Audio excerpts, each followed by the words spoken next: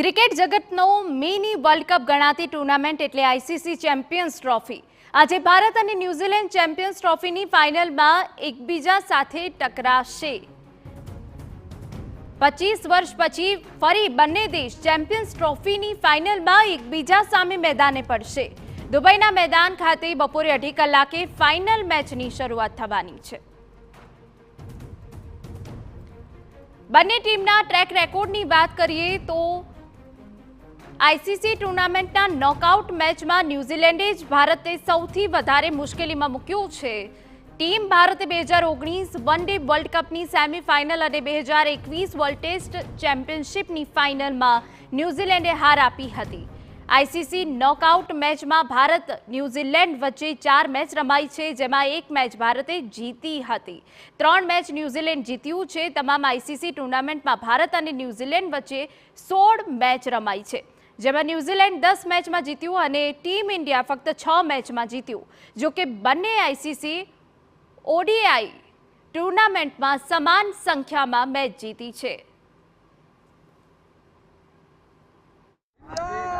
તો આજે ન્યૂઝીલેન્ડ અને ભારત વચ્ચે ચેમ્પિયન્સ ટ્રોફીની ફાઇનલ રમવા માટે જઈ રહી છે।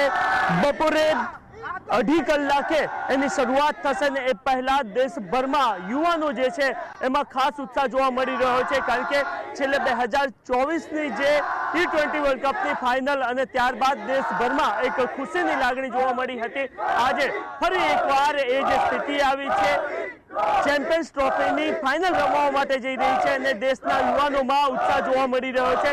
તમામ યુવકો છે આપણી સાથે, એમની સાથે વાતચીત કરશું કે તેઓ શું કહી રહ્યા છે, કેટલો ઉત્સાહ છે, શું લાગી રહ્યું છે। કારણ કે અગાઉ આપણે જોયા છે કે ન્યૂઝીલેન્ડની ટીમ ભારતને ચેમ્પિયન્સ ટ્રોફી અથવા તો ખાસ તો કારણ કે ફાઇનલમાં પણ 2000માં હરાઈ ચૂક્યું છે, નોકઆઉટ 2019માં પણ હરાઈ ચૂક્યું છે। આજે શું થવાનું છે?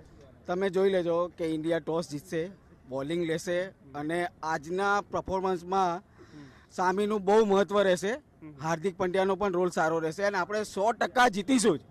અને બેટિંગ લાઇનઅપમાં રોહિત શર્મા આજે સેન્ચુરી 110% મારશે અને વિરાટ કોહલી પણ સારું રમશે અને ઇન્ડિયા વિન જ છે। ઇન્ડિયા કઈ બાબતો એવી છે કે જેના કારણે તમને એવું લાગે છે કે ભારત આજે જીતશે?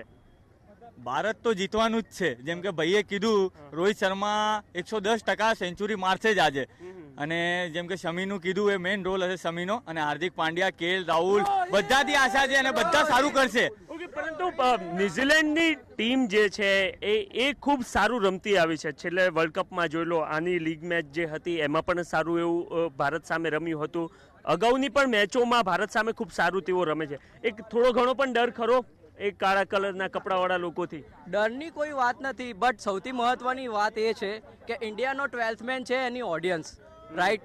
સો આપણે આપણા તરફથી આપણી ટીમને સંપૂર્ણ મહત્વપૂર્ણ એમને સપોર્ટ કરવાનો છે અને યસ, એમના પરફોર્મન્સ ઉપર એવું નહીં કે એમને સમજો કે એમને ટ્રોલ કર્યા અને સોશિયલ મીડિયા પર ટ્રોલ કર્યા, એ તો સેકન્ડરી વસ્તુ છે, but as a 12th man એની ઓડિયન્સ હોય છે। જો ઓડિયન્સનો સપોર્ટ સારો એવો રહેશે, મેચ